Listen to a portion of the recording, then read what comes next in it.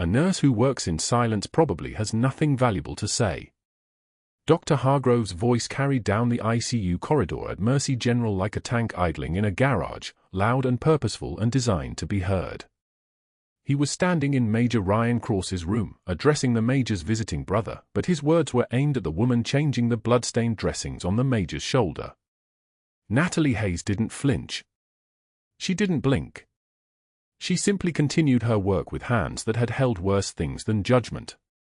The fluorescent lights hummed overhead in their mechanical rhythm, casting everything below in a white so harsh it made the blood on the gauze look almost neon.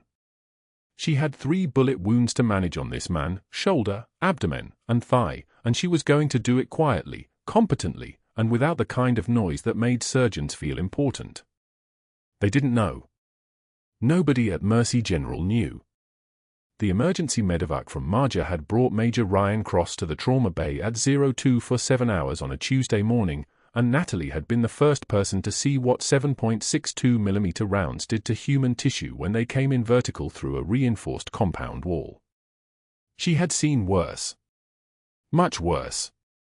But that wasn't the worst part.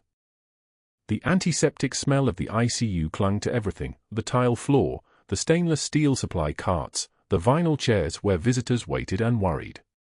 Natalie moved through it like someone who had long ago made peace with the architecture of suffering. Portland in late October meant that outside the windows, the city was turning grey and wet, but inside Mercy General's third-floor ICU, the environment was precisely climate-controlled, 68 degrees Fahrenheit, humidity hovering at 52%. She knew these numbers the way other people knew their own birthdays. She had trained to work in places where numbers were the difference between living and dying, where precision was prayer and silence was power. The torn muscle of the Major's shoulder required careful handling. The round had entered at an angle, shattered the humerus head, and exited through the posterior rotator cuff.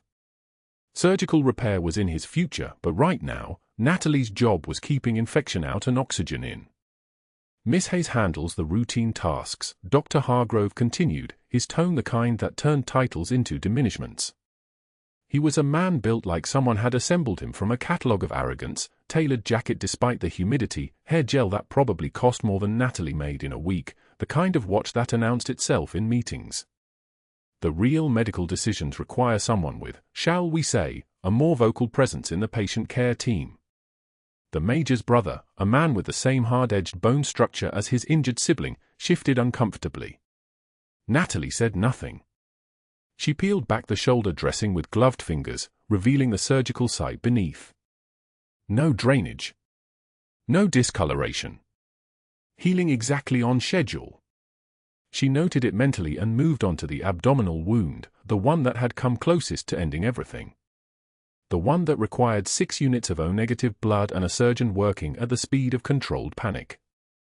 She had worked in places where there was no time for voices, where the only communication that mattered came through hands and positioning and the kind of reading the room awareness that kept people alive. The ICU at Mercy General ran like an orchestra conducted by someone who had never played an instrument. Too many people talking. Too many opinions. Too little listening. Natalie changed the abdominal dressing with the same steady precision she brought to everything, each movement economical, nothing wasted, nothing rushed. The wound was clean. The margins were pink. The sutures held.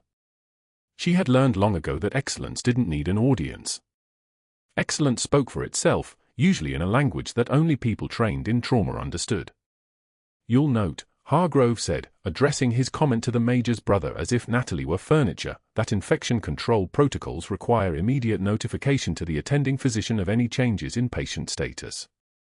Miss Hayes has been somewhat remiss in her communications with me." Natalie's hands paused for exactly one breath. Not a tremor. Not a hesitation that anyone watching would have caught.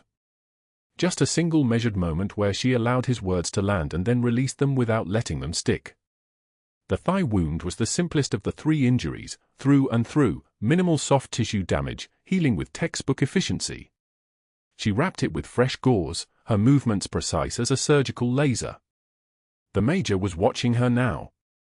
Not the way visitors usually watched nurses, with the casual awareness of someone acknowledging a presence. He was staring directly at her face, his eyes tracking her movements with the intensity of someone trying to remember something critical that had slipped from his grasp. "I'm confident we can address any communication gaps moving forward," Natalie said quietly. Her voice didn't rise to meet Hargrove's volume. It never did. She had learned a long time ago that power wasn't something you announced. Power was something you demonstrated, usually when nobody expected it. She began disposing of the used dressings with practiced efficiency, each piece going into the medical waste receptacle without hesitation or ceremony. There was a rhythm to trauma nursing that most people never understood, the way you could process critical information without ever raising your voice, the way silence could hold more authority than any amount of volume. Hargrove made a small sound, somewhere between acknowledgement and dismissal, and turned to leave the room. His footsteps on the tile sounded like punctuation, like he was underlining his own importance with every step. That was when Natalie noticed Major Cross's arm. He was wearing a hospital gown, the standard issue pale blue that made everyone look the color of hospitals, but his right bicep was exposed, and there, inked in the kind of black that had come from a field needle kit and steady hands, was a name. Natalie Hayes. The letters were old. The tattooing technique suggested someone who knew what they were doing, not the typical prison-quality work. The name was positioned exactly where a soldier would put something he needed to remember. Natalie felt something shift in her chest, subtle as a pressure change before a storm. The major was still staring at her, his eyes moving from her face to his own arm and back again, searching for a connection his head injury had stolen from him. She recognized the look. She had seen it in mirrors before, back when she still looked in them. The look of someone trying to remember someone else while standing directly in front of them. "I'll be back in 30 minutes to check your fluid levels," she said, her voice unchanged, carrying none of what had just happened in her chest. Professional. Present. Invisible. The major's brother was already reaching for his phone, already beginning the process of leaving, already comfortable that his injured sibling was in good hands despite what Dr. Hargrove had suggested. Natalie stepped out of the room and into the ICU proper, where the work never actually stopped, where patients required constant monitoring and small crises emerged from nowhere and the sound of ventilators provided the heartbeat of the ward. The other nurses were clustered near the supply station, talking in the low voices people used when they thought no one important was listening. None of them looked up as she passed. She picked up the chart for her next patient, a 67-year-old with post-operative complications, and moved through the work with the kind of quiet competence that went mostly unnoticed. That was how it had always been. That was how it had to be. But that wasn't the worst part. At 1,447 hours, as Natalie was preparing to start her evening rounds, Dr. Hargrove appeared in the ICU entrance with a folder in his hands and something that looked like triumph in his expression. He was holding a sheet of paper. He was holding it the way someone holds evidence, the way someone holds ammunition. The room went so quiet you could hear the ventilators shifting their breath patterns. She had no idea what was about to happen next. No idea what the next 72 hours would bring. No idea that a man with her name tattooed on his body was about to become the reason everything changed. She simply turned back to her work, her hands steady, her face neutral, her silence unbroken. The fluorescent lights hummed overhead. The antiseptic smell held. The ICU continued its mechanical rhythm. And somewhere in that silence, the first domino had already begun to fall. The fluorescent lights above the ICU hummed their endless electronic drone as Dr. Hargrove swept through the morning rounds, his white coat trailing behind him like a cape. Natalie was finishing Major Cross's vitals when she heard his voice cut through the unit, sharp, performative, meant to be heard. "Let's discuss communication protocols," Hargrove announced to the assembled attending physicians, interns, and residents gathered near the nurses' station. His eyes found Natalie across the room. Specifically, the absence of it. A nurse who works in silence probably has nothing valuable to say. The words landed with surgical precision. One of the interns laughed nervously. A resident looked at her shoes. The other nurses exchanged glances, the kind of glances that said they'd heard this before, that they understood the game being played. Natalie continued adjusting Major Crosses for rate. 30 milliliters per hour. Steady hands. Even breathing. She'd survived worse silence than his, and this wasn't her war to fight, not yet. The Major watched her from his bed, his dark eyes tracking her movement, that strange intensity still there despite the medication. She didn't acknowledge Hargrove's comment. Didn't flinch. Didn't break stride. But Hargrove wasn't finished. He turned back to the group, his voice dropping into a more intimate register, the tone of a man sharing a confidence. Silent competence can be dangerous.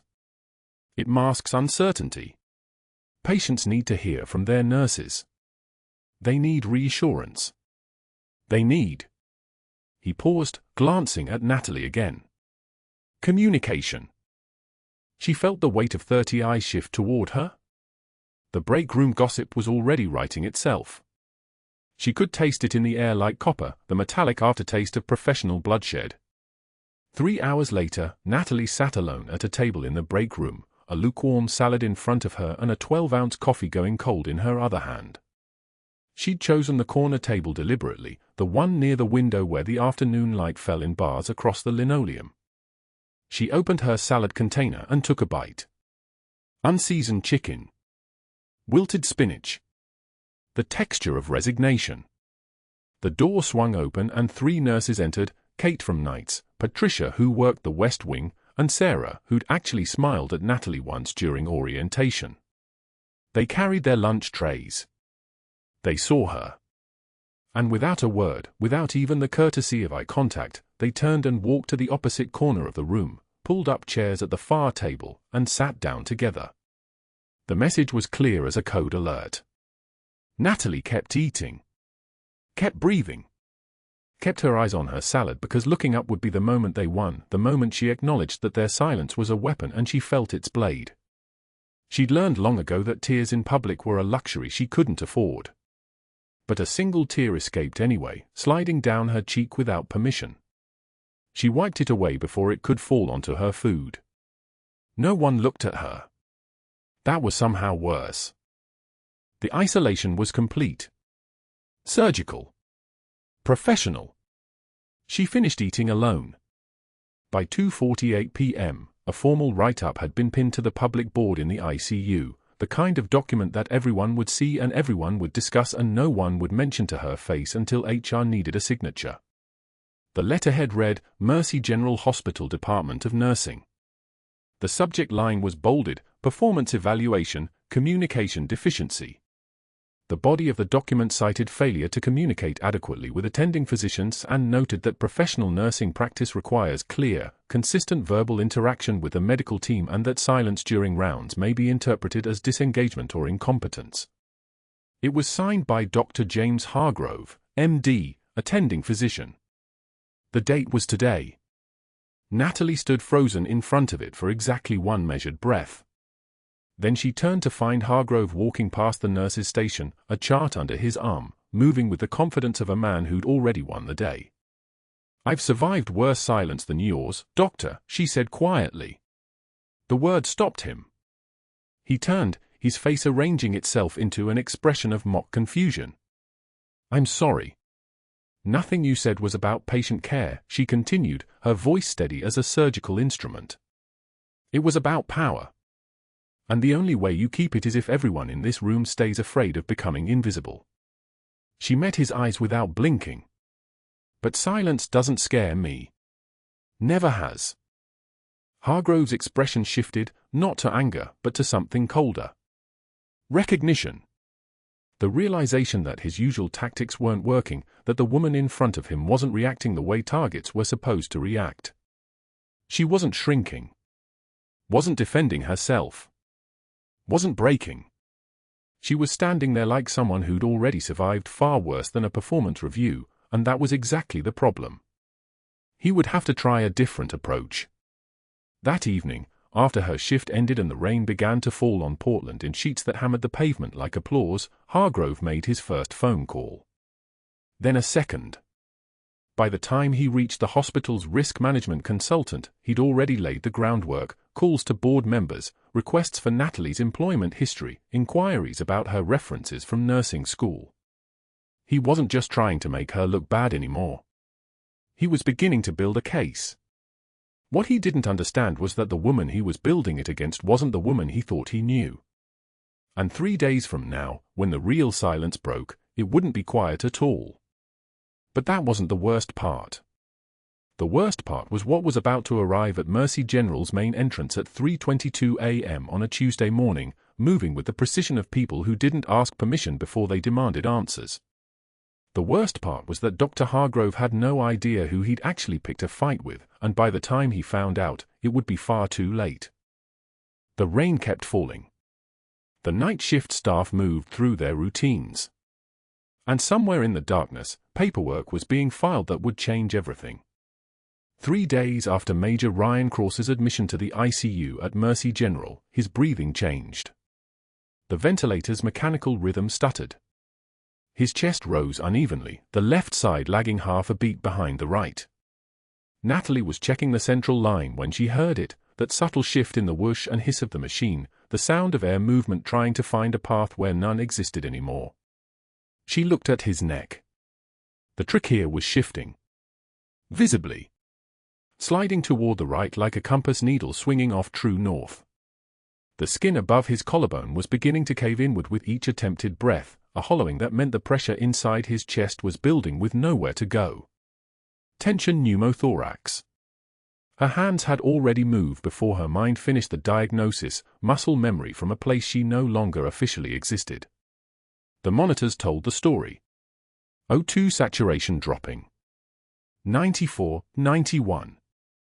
88, his blood pressure climbing with the panic of a body drowning in its own air. Heart rate 138. Blood pressure 167/94 and rising. The ticking clock had started. Natalie stepped into the hallway. Dr. Hargrove. ICU 3. Now. He was at the nurse's station, already making phone calls, already building his case against her. He looked up, annoyed at the interruption. She kept her voice level. Major Cross is decompensating. Tension pneumothorax. We need a chest tube. She did not say we need you. She said what needed to happen. Hargrove's face went pale. He knew what that meant. He knew what came next. I'm calling thoracic surgery. They can do a bedside chest tube in 5 minutes.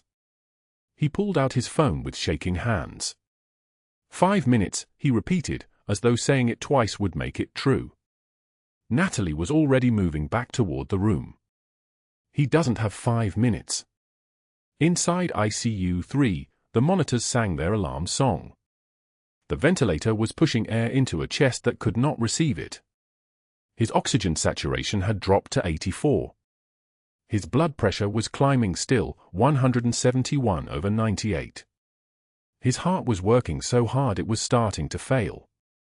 The pressure inside his thorax was crushing the right lung and pushing his heart toward the left, which meant his cardiac output was collapsing. 2 minutes, maybe 3, before cardiac arrest. The physics was simple. The survival rate from that point was 5%. Natalie moved to the supply cart. 14-gauge angiocath needle. She had done this in Marjah with a field dressing kit and a prayer. She had done this in a Taliban compound with nothing but a hypodermic in her hands. The room seemed to slow the way it always did when the calculations were happening, when pain was data and survival was mathematics. She pulled on fresh gloves.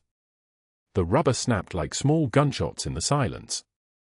Hargrove appeared in the doorway, phone still to his ear. Surgery is on their way. 5 minutes, maybe 6. Just don't touch anything. We need to stabilize. Natalie was already palpating the second intercostal space, mid-clavicular line. Her fingers found the landmarks the way they had found them 100 times before. Not in a hospital. Not under fluorescent lights.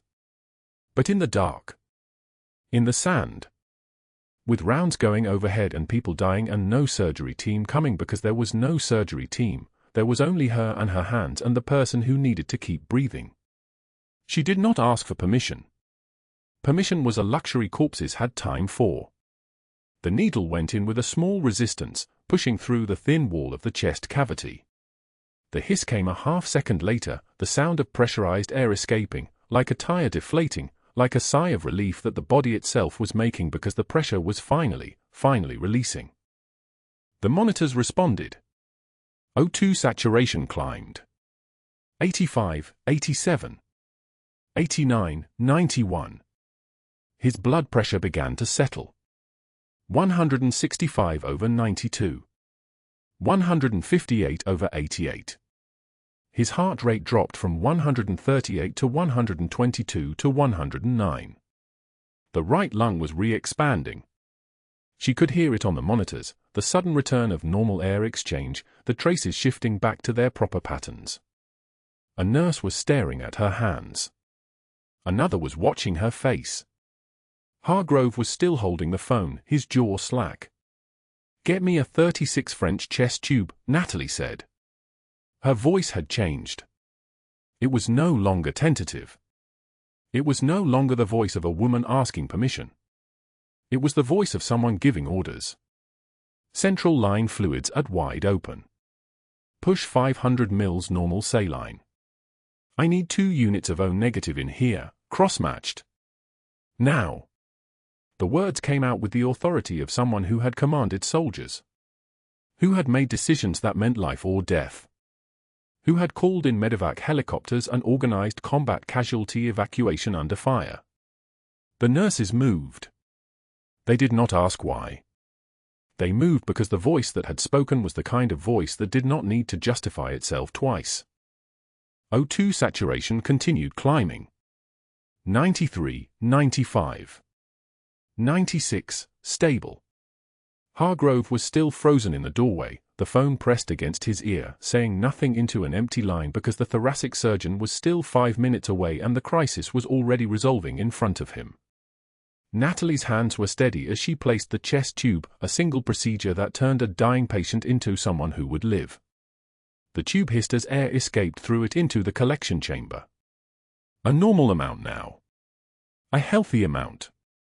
Not the desperate, body-crushing pressure of a collapsed lung fighting against a sealed thorax, but the gentle evacuation of excess air, the return to equilibrium. Major Cross's eyes opened. His hand moved. He was trying to speak around the endotracheal tube, but at least he was breathing. At least he was alive. What the nurses in that room did not know was that she had done this exact procedure in a desert compound while insurgents fired on the walls. They did not know that her hands had placed chest tubes on soldiers whose names she could still list. They did not know that the calm, methodical movements they were watching were the movements of someone who had been trained by the United States Navy to save lives under conditions that would break most people into pieces. And they did not know why, when she finished securing the tube and stepped back, her eyes found the tattoo on Major Cross's arm. The one with her name on it. Natalie Hayes. She was staring at it when she realized something else. Major Cross was staring at her arm, at the matching tattoo she wore. The one with his name. Ryan Cross. But the head injury that had brought him into surgery, it had taken that memory with it. He was looking at a stranger with his name written on her skin and he had no idea why. Hargrove's phone was in his hand. His fingers were already moving, already dialing. She could see it in his face, the calculation happening behind his eyes. The understanding that something was very wrong. That this woman, this quiet nurse, had just done something a fully trained thoracic surgeon would have done. And she had done it like it was muscle memory. Like it was the kind of thing she had done before. Like it was the kind of thing she had done many times. The next words out of Hargrove's mouth would be the worst mistake he could possibly make. He was about to reach for a weapon he did not understand, reaching for institutional authority, for board connections, for the network of people he had spent years cultivating, because he could feel the threat in the room and he knew, instinctively, that the only way to survive it was to move first. But what he did not understand was that he was about to declare war on someone he had fundamentally misunderstood. The needle slid between the ribs at the second intercostal space, mid-clavicular line. Muscle memory took over. Her hands moved on their own, hands that had done this before in Marjah under fire, hands that knew exactly how deep to go, exactly where to stop. The trapped air hissed out like a confession. O2 sat climbed instantly. 68, 75. 82, 88. Stable. The room went dead silent. Major Cross's chest rose and fell with real oxygen now, his lungs expanding, his color shifting from gray back toward human. The ventilator's rhythm synchronized with his breathing, they were working together now instead of against each other. Sinus rhythm. The monitor confirmed it. The numbers were real. Then Hargrove moved. Not toward the patient. Toward the door. His face had drained completely white, the color of someone watching their entire future collapse in real time, and he didn't say a word. He just walked out of the ICU, his phone already in his hand, his jaw working like he was chewing through concrete. Natalie knew exactly what was about to happen. She'd seen this before, in different uniforms, different rooms. When hierarchy felt threatened, it didn't negotiate. It destroyed. By 11:06 a.m., Hargrove had already called the hospital board president at home, interrupting whatever Saturday morning the man had been planning. By 12:13 p.m., he was on the phone with Natalie's nursing school references, asking pointed questions about any disciplinary history, any incidents, any suggestion that she might be unstable or prone to operating outside protocol. By 1:06 p.m., an outside risk management consultant walked into Mercy General with a folder and an expression that suggested he'd been paid very well to document what he'd already decided was true, that a needle decompression performed by a nurse, unauthorized, unsupervised, without a physician's direct order, was dangerous cowboy medicine. Procedure violations. Scope of practice violations. Patient endangerment. The consultant took statements from 3 nurses who'd watched it happen. He photographed the equipment Natalie had used. He reviewed the major's chart with the kind of scrutiny usually reserved for malpractice litigation. Hargrove had weaponized the system itself. It was elegant. It was efficient. It was exactly the kind of institutional warfare that could destroy someone who didn't have lawyers or connections or a way to prove she'd been right when the official narrative said she was reckless. By 1:38 p.m., Natalie was called into the administrative office on the 2nd floor. Hargrove was there with the consultant and with Patricia Weinstein, the hospital's compliance officer, a woman whose job was to protect Mercy General from liability, not from wrongdoing. The folder sat on the desk like a loaded gun. Natalie stood in front of them with her hand steady at her sides. She didn't sit down. They didn't offer her a chair. "Your employment is terminated effective immediately," Weinstein said, sliding a termination letter across the desk. "We cannot have staff operating outside their scope of practice." Regardless of the outcome, the procedure was unauthorized and dangerous. Natalie didn't look at the letter. She looked at Hargrove. His color was returning now. The threat had been neutralized. He'd made the call and the system had answered. His lips curved slightly at the corners, not quite a smile, something more predatory than that. Something that said he'd just proven that in his hospital, in his hierarchy, there was no room for people who made him look inadequate. "Why?" Natalie's voice was perfectly level. "Why can't you accept that I saved a patient?" Hargrove's eyes locked onto hers. "You made me look slow. And that's something I can't afford in front of the board." He said it quietly, almost conversationally, the way a man might admit something true about himself. "You saved his life, but you did it in a way that made my management of this case look incompetent. That matters more than your intentions." She didn't respond. There was nothing to say to someone that honest about their own monstrosity. She simply nodded once, unpinned her badge from her scrubs, and set it on the desk next to the termination letter. The badge made a small metallic sound when it hit the laminate. Like a period at the end of a sentence. Natalie cleared her locker in silence. The cardboard box came from the break room supply closet. She placed the cracked mug from home in the bottom, the one with the coffee stain that wouldn't come out, the one she'd used every morning for 7 years. She added the dying succulent in its ceramic pot, leaves brown and crisp at the edges. She wrapped the photo of her SEAL team carefully in paper towels. 23 faces. 11 of them gone now.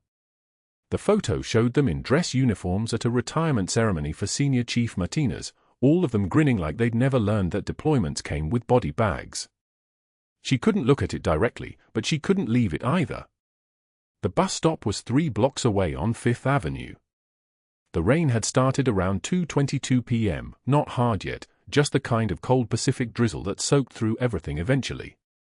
By the time she reached the bus shelter at 3:51 p.m., the rain was coming down in sheets, hitting the pavement like applause no one wanted to hear. She sat on the bench with the cardboard box balanced on her hip, her scrubs already darkening with water, her hair plastered to her neck. The shelter smelled like wet concrete and diesel exhaust from the bus that had just left. Nobody else was waiting. The next bus wouldn't arrive for another 17 minutes.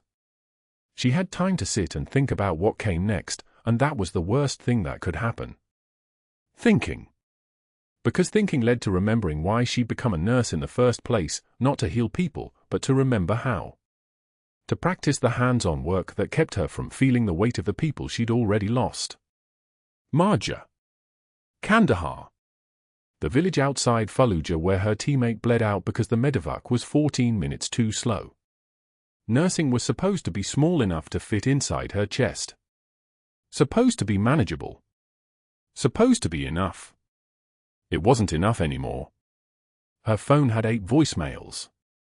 8 from the hospital HR department, the same automated voice confirming the termination details. No calls from any of the 3 nurses she'd worked alongside every week for 5 years. No message from the charge nurse who'd watched her perform the decompression. They'd already moved on to the next shift, the next crisis. Hargrove had made sure of that. He'd made it clear that anyone who spoke up for her would find themselves on the wrong side of his network too. The rain intensified. A man with a briefcase offered her an umbrella as he walked past. "Tough day?" he asked, gesturing at the cardboard box, the scrubs, the way she was sitting absolutely motionless on the bench. She declined with a single head shake. Something in her posture must have told him not to push. He walked on, umbrella over his head, disappearing into the Portland evening. She opened the box and looked at what remained of her 7 years at Mercy General. The mug. The plant. The photo. Nothing here was real. None of it was hers. It was all borrowed time in a borrowed identity in a borrowed life. Senior Chief Petty Officer Natalie Hayes didn't exist in any official database. Pentagon records had been redacted and buried when the Marjah operation went sideways. She'd been ordered to disappear, to become someone else, to never surface in any system that might draw attention. And she'd been good at disappearing. Good at becoming. Good at small and quiet and unremarkable. She'd just forgotten that small and quiet and unremarkable people could still be destroyed. The photo showed Martinez's face, grinning, already sick, though none of them knew it yet. 3 months later, the IED that got him was designed by someone who'd studied American patrol patterns for 6 weeks. 11 faces in that photo. 11 people she'd trained with, bled with, almost died with. And now 11 graves spread across Arlington and private cemeteries in towns nobody had heard of. She'd carried Martinez out of the impact zone. She'd carried Cross through hostile fire. She'd carried them with her hands, with her body, with whatever remained of her capacity to keep people alive. And she was sitting at a bus stop in Portland with a cardboard box. The voice was small, barely audible over the rain. Her own voice, internal, the kind of thought that came late at night after too many hours without sleep. Maybe they were right. Maybe staying hidden is enough. Maybe you can't save anyone anymore. Maybe you shouldn't try. She reached for the photo. Her fingers trembled, not from fear, not from sadness, but from the kind of muscle memory that wanted to move, wanted to do something, wanted to act. She almost threw it into the recycling bin 5 feet away. Almost let it go. Almost accepted that the woman in the picture was someone else, someone who died in Marjah, someone who didn't get to come home and have a normal life and wear scrubs and tell people she was just a nurse. But then she heard it. The sound came from the east, faint at first, then growing louder. Not a bus. Not a car. The distinctive thump-thump-thump of rotor blades cutting through rain-heavy air. A helicopter. Then another one. Then a third. They weren't landing at the hospital, they were moving slower, circling, searching for something. The rain intensified. Lightning flickered across the sky. And the helicopters kept circling, kept searching, their spotlights cutting through the Portland evening like they were looking for someone specific. Someone like her. She pulled the photograph back from the edge of the recycling bin and held it against her chest. Wet now. Water dripping off the edges. But still there. Still real. Major Ryan Cross had woken up at 4:17 p.m., according to the news alert her phone buzzed with moments later. He was asking for her. Not by her civilian name. Not asking for the quiet nurse. He was asking by her rank. He was asking for Senior Chief. And somewhere above Portland, 3 helicopters were answering his call. The morning sun hadn't yet burned through Portland's gray when 3 black SUVs pulled up to Mercy General's main entrance in perfect formation. Boots hit the pavement in synchronized bursts, 8 Special Forces operators moving with the fluid precision of men who'd trained their bodies to answer commands their minds hadn't even finished forming. Full dress uniforms. Service medals catching the light like accusations. The lead officer, a colonel with a silver star pinned above his left breast pocket, walked straight through the lobby without stopping at reception. His name was Mercer, and he was looking for someone very specific. Where is Senior Chief Petty Officer Hayes? The question dropped into the ICU like a depth charge. The charge nurse's clipboard actually slipped from her hands. Dr. Hargrove appeared in the corridor, confusion flickering across his face. He'd been reviewing charts, preparing for rounds, completely unaware that the world he'd built was about to collapse like a structure with the foundation already gone. His eyes moved from the uniformed officers to the weapons at their sides to the insignia on their collars, and something in his expression shifted, not fear yet, but the first recognition that he'd made a catastrophic miscalculation. Colonel Mercer didn't waste words. He opened a folder and held it so Hargrove could see the classified debrief inside, though the details were already leaving his mouth like bullets from a rifle. Major Cross's debriefing confirms that Senior Chief Hayes carried him for miles through enemy fire in Marjah with a dislocated shoulder. The words came clipped and precise. Held off hostile forces for 6 hours. Saved 8 men that night. The colonel's eyes weren't angry. That would have been easier to bear. They were simply factual, the way a judge reads a verdict. She holds 2 Navy Crosses. For Purple Hearts. A Silver Star. He let that last medal sit in the silence for exactly 3 seconds. And she just saved the Major's life again with that needle decompression you tried to fire her for. The color drained from Hargrove's face like someone had opened a drain plug. His mouth opened and closed, a reflex with no words behind it. Around them, nurses had stopped moving. Vitals continued their electronic whisper. Monitors beeped their steady rhythm. But human motion had simply ceased. This was the kind of silence that comes before things break. The hospital administrator appeared in the doorway within minutes, 20 minutes, the colonel had said, since she'd received a single phone call from the Pentagon. She moved toward Hargrove with the confidence of someone who'd already made her decision, who'd already calculated the liability and the liability's liability. She held out a cardboard box, plain white, the kind used for employee terminations. "I believe you know the way out," she said, and the smile she offered wasn't cruel, it was something worse. It was efficient. It was the smile of an institution protecting itself. Hargrove reached for the box with hands that had stopped obeying him properly. His fingers fumbled at the edges. Someone should have offered sympathy. No one did. The operators stood motionless, their presence an exclamation point that needed no accompanying words. He walked toward the exit, the box in his arms, his white coat suddenly looking less like authority and more like a costume someone had asked him to return. The charge nurse quietly redirected traffic around him, as if he were already a ghost. Natalie learned about the aftermath 6 months later, the way people learn about weather in places they no longer lived. One of the registry nurses mentioned it casually during a shift. Had she heard about that doctor? The one who was teaching CPR at a community college now? Minimum wage position in Tucson. The name tag apparently read just Steve. He flinched when patients called him doctor. The small kindness of people who didn't know what to do had simply stopped showing up. His name had become unremarkable. His credentials had become irrelevant.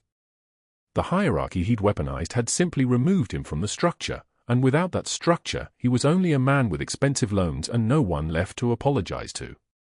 But those were details that existed elsewhere, in a version of Portland she'd already begun to leave behind. The real story was happening in room 412, where Major Ryan Cross was finally awake and finally remembering what his head injury had stolen. He sat on the edge of his hospital bed in a grey athletic shirt, and in his hands were his boots, the pair Natalie had carried out of Marjah under fire, the pair he'd made her promise to keep safe when he was losing blood and consciousness was already pulling him under. The leather was scuffed. The laces were frayed. They were the most expensive thing he owned because they'd cost more than money.